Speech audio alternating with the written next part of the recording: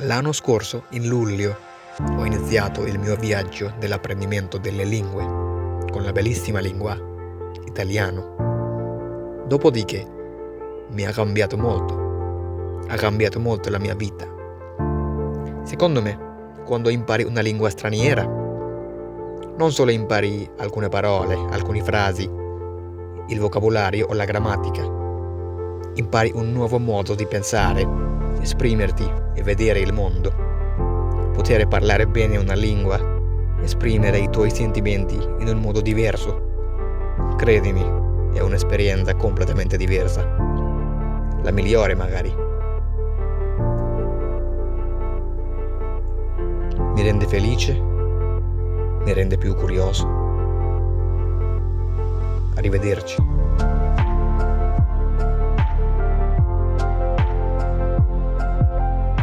Hello everyone and welcome back to my channel. Today the question is how I learned Italian.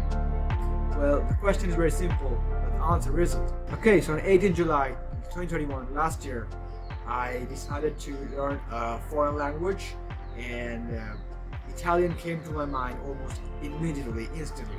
I don't know the reason. At the beginning, I started with the most common 1,000 words in Italian, because a lot of YouTube polyglots said so.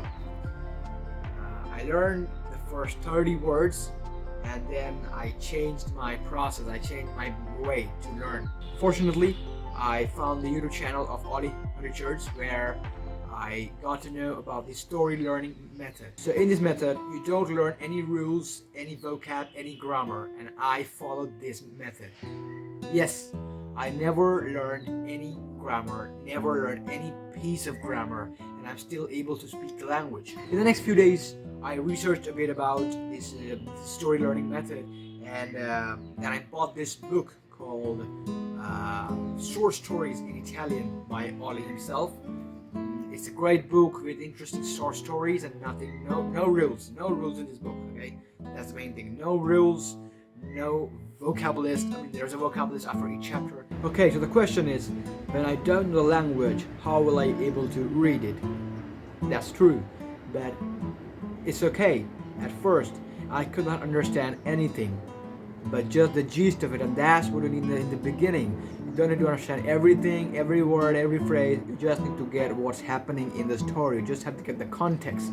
One more thing, that you have to read every story endless time. I did that. I read every chapter, each and every chapter of each and every story infinite times. I don't even have a count on it. Yeah, it can be boring at times, but believe me, in the long run, that's what you need.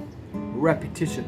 Okay, so apart from reading, I immersed myself into podcasts, YouTube videos, vlogs, and I was also having chats with native Italian speakers on some really great apps like Tandem and HelloTalk. Also, very important is that I was listening to Italian music a lot, and believe me, Italian songs are amazing, they're superb. To be honest, this is my favorite part, because you don't even feel like that you are learning a language. You're just chilling and vibing and grooving with the music, with some cool music stuff. And I found some really cool artists like Federico Rossi, Annalisa, Il Volo, and a lot more.